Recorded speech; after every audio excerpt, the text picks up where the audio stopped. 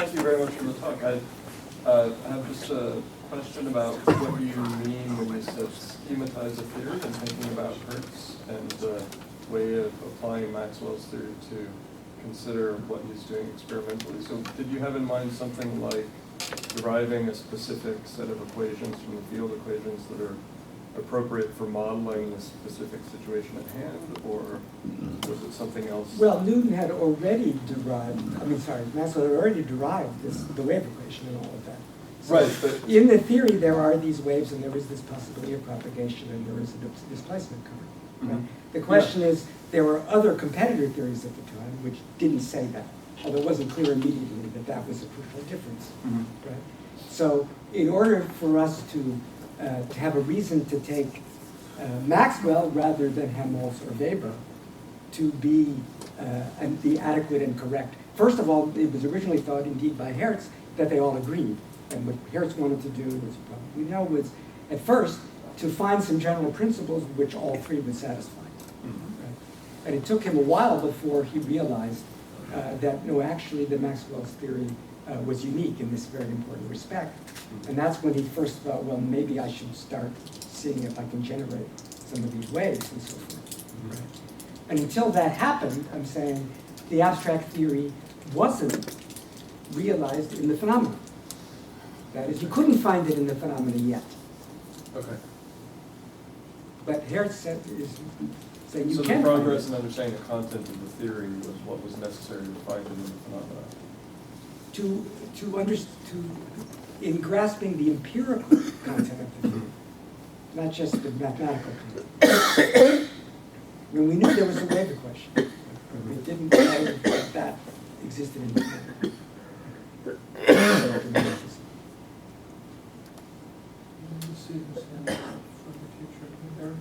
So I had almost exactly, well, pretty much the exact same question that that Chris had, but I'm still not quite sure I understand. So, when you say that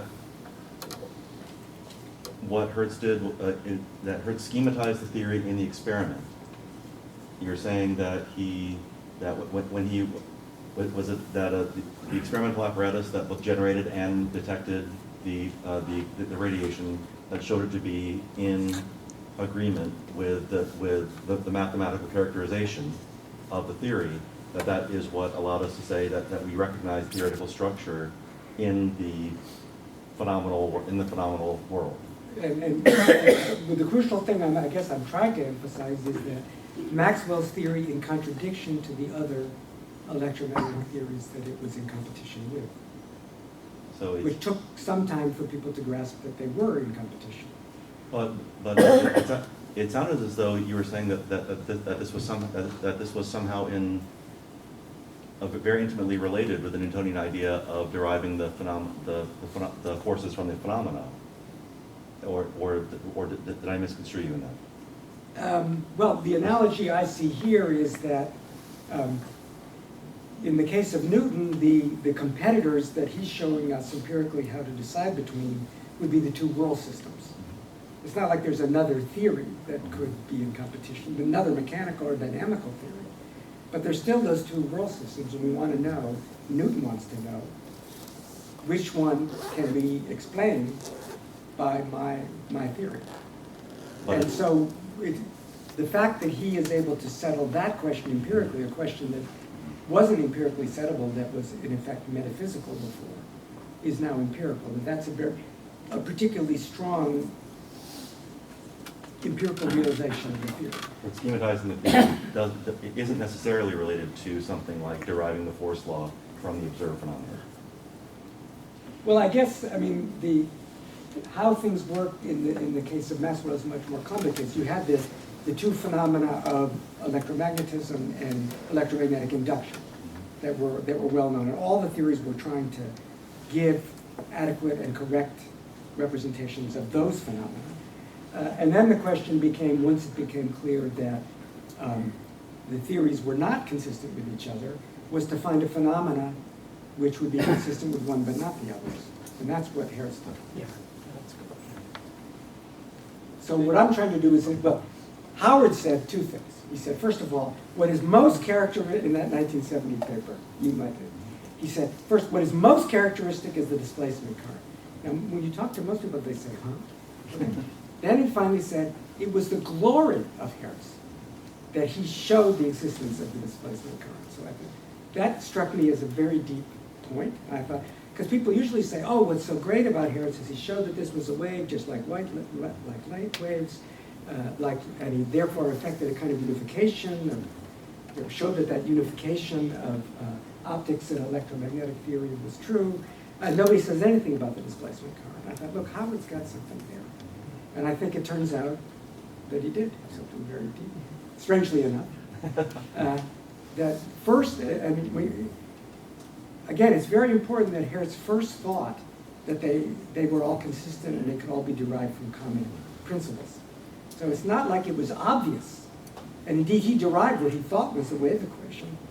And then it turned out later, well, actually, it's not even mathematically a wave equation because all these terms are missing and so forth, but it wasn't obvious at all. And he was struggling with that, and so there were both mathematical and conceptual issues. Finally, he realized, well, wait a minute, these things are actually inconsistent. He feels in his heart of hearts that Maxwell has it right. And then he has to say, well, what do I have to do?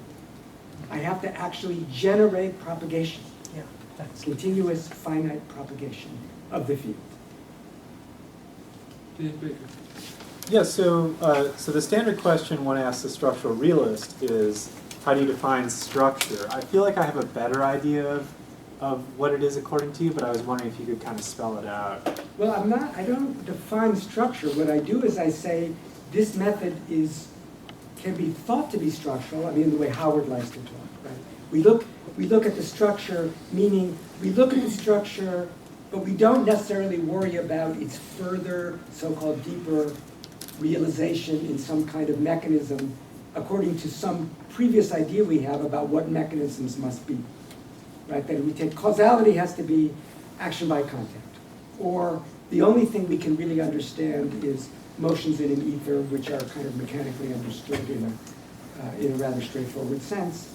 And the point about it being structural is the structure is what you get when you focus on what you can empirically determine about the theoretical relations you're interested in without being entangled in controversies about further, deeper explanations of them, which you're not yet in a position to determine at all.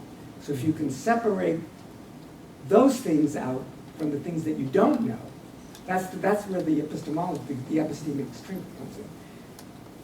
And that's where the notion of theory-made measurement, I think, is really important, because if a theory sustains theory-made measurements, that is, measurements which begin in what is uncontroversially accepted by everybody phenomena, but given certain principles of the theory we're testing, or perhaps certain bridge theories, and maybe we don't even know that the theory is true or not. And in fact, in the case of Perrin, for example, it was well known at this time that the Maxwell-Boltzmann theory of molecules was not correct because it didn't get the specific heats correct. So that was known. And Perrin had to look for, I mean, one thing that Perrin did was he was actually able to, what he actually did is create all of these artificial Brownian particles. And on some of them, he would paint little marks so that he could observe the rates of rotation of these things with his microscopes. And then he would look at the degrees of rotational freedom, which were not yet in a regime where equipartition fails, and he would use that for further arguments for, well, that should be happening in the molecular reality that we suppose is causing those motions of the Brownian particles. And if there's a certain amount of consilience between these and other things, and this number, blah, blah, blah, blah, blah. So it's not that the theory has to be true. That is, the theory that's mediating the measurements doesn't have to be the whole theory that is at issue. Right? And in that case, it's not. And in many cases, it isn't. It might be worth it to just, I mean, Weber's theory was actually an example of this Newtonian action at a distance, this thing he said he was looking for forces of interaction. And here you got the electromagnetic field is already a different alternative Yes. And this Although is that was not obvious. I know, Yeah. that's right, but this is a case Yeah. where even as it were before you get to relativity and stuff, you've Right. already got this general model of we're going to investigate things by looking for forces of interaction. This is already an example of what Newton talks about of it might turn out we need something Right. different. And there's a kind of, it's an example of the openness to the As far as I transformation know, and having Newton it never empirically. said that those forces have to only depend on distance. But that was a popular view, Yeah. I guess, after Laplace and Poisson and people like that. But the program would be to, those central forces are very well understood and so forth. So it made sense to try that. And it was actually kind of amazing how much that could be done that way. And Helmholtz attempted a somewhat more abstract version of that. But none of them were consistent with propagation because, as I understand it, Helmholtz still wanted to leave open that there could be one of these Laplacian reductions without saying that's what the theory is.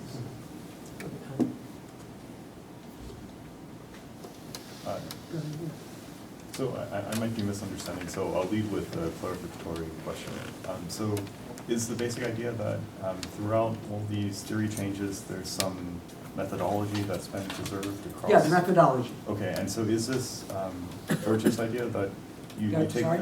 is it George's idea that you take the theory told exactly and then in the face of apparent discrepancies, you seek further causes, like further material sources for? Well, isn't it kind of Newton's idea in Rule 4? Oh, okay. Yeah. George Newton. Right. George Newton and Isaac Smith together. This idea. Okay, I so mean, the idea is, if we do something from deduction from phenomena, and we make it general by induction, we take it to be true. We take it to be true or very nearly true until such time as we've actually got some data or evidence of experiments that suggest we have to try something else. okay, so then my question is, what happens at these theory handoffs? So if you have this methodological approach, and then it's in some sense a point of failure when you can't explain further phenomena, right? So what makes one continue with that methodology when you see that you have to make some deep change to your theory to account for the new stuff that you're seeing? Could you just rephrase that a little bit? Because I'm not Sure. quite seeing what the problem is that is being raised by that. Or rather, I'm kind of saying, I was kind of saying all along, that's good, that really is just fitting Newton's method. Or perhaps if you think of the way Rob put it, that he's including in this, Newton is leaving open that the laws of motion might have to be changed. That is, his concept of force as governed by the three laws of motion might have to be changed. Maybe even Newton leaves open that the geometry isn't Euclidean everywhere. Of course, there's no concept of a non-Euclidean geometry, but he certainly has a more empirical view of geometry than, say, Kant did. And also of the laws of motion. Let's just stick with the laws of motion. So if Newton is leaving open that the laws of motion could change, and of course they did change, so it's that could be changed. Newton is leaving open that could be changed, and still his method is okay as long as you are increasingly able to do these successive approximations and get better and better fit, as long as you're having the good fortune to do that. Okay, so then maybe I'll just cast the question in a different light. Okay, So, good.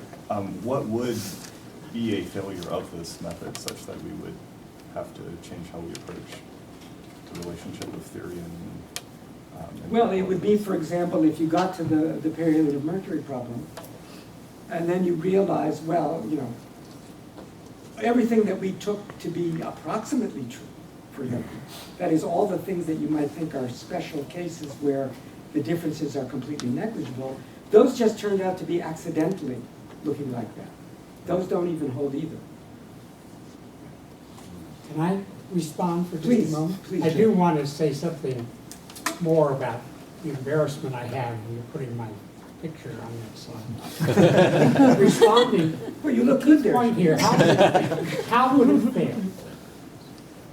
The answer is fairly simple. You would if you reach the conclusion that the 43 arc seconds per century of Mercury is not physically meaningful, it's totally an artifact of the mathematical system, Right. then you failed. Okay. And if you start from a mean and do A nova, the likelihood that's going to happen in the physical world is somewhere in the many, many nines. That's the contrast to curve fit.